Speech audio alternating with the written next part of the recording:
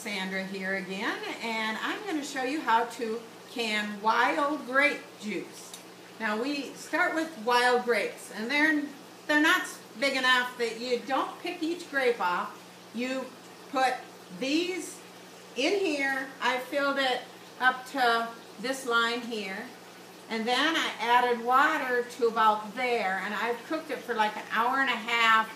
Got it boiling so that all the seeds all get the juice out of them, and then I kind of mushed them against the edge, and so I ended up with, now I've got this. So it's just the stems, all the stems, and then I do squish it in the pan a little bit for any of the ones that didn't bust open in the process. And we'll do that a couple of times. And I've got a strainer in the bottom of this that I'm using. And if you notice, I've got my little rag here. I'm wiping it up, any drips, as I go, because it can get very messy. Then I pour the juice and the rest of the, like so.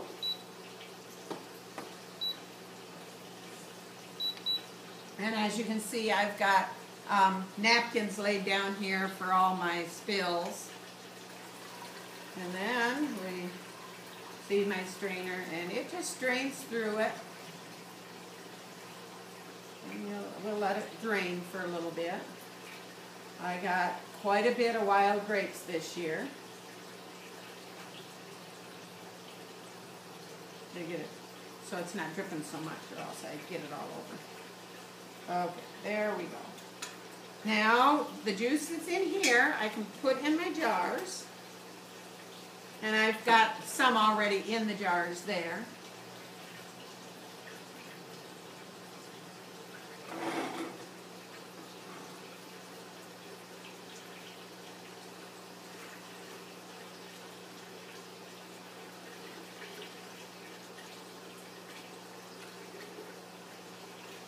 Fill the jars up.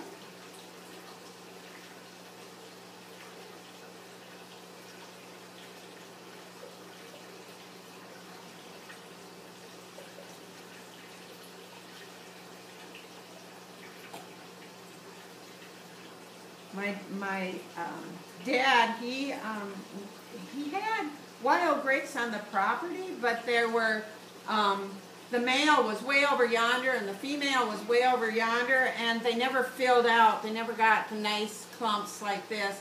You'd have one berry on and then a bunch of green ones that never produced, because you got to have a wild and a tame. So my dad took and transplanted a bunch up by our house, and now we have, I think we have 6 female plants and 2 males.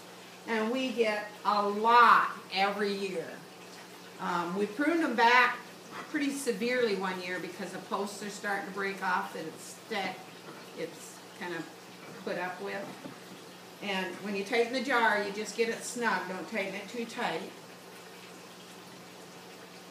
And then, so you have a female and a male. We've got the males on the ends. They'll vine a lot more. I'm wishing that he would have planted it next to a tree and just let it go up a tree, because it's kind of a pain trying to work with them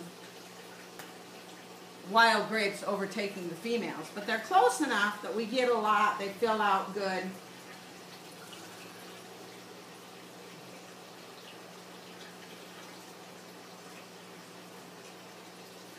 Okay.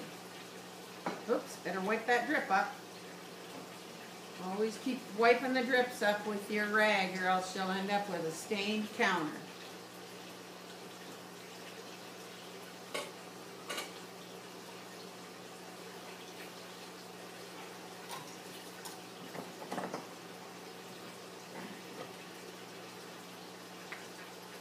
Just like that.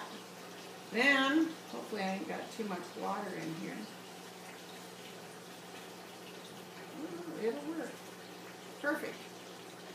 Now, we will boil this for 10 minutes is all, and boiling water bath. So it looks to be boiling good, so I can set the timer for 10 minutes.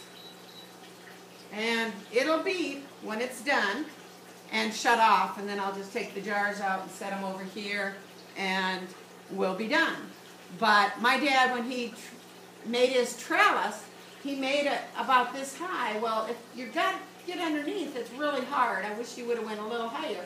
But now the leaves have started to fall off, so you can find them pretty easy, and you go in from the top. Well, that's the right height for that. So I've got a lot more grapes to process, and this is one that I've already done. This is a very concentrated grape juice by doing it that way.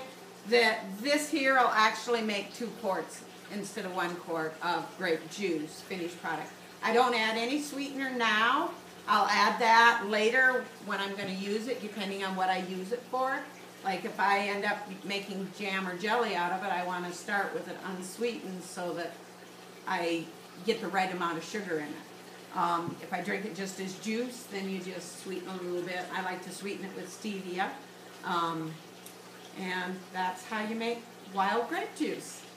It's really good.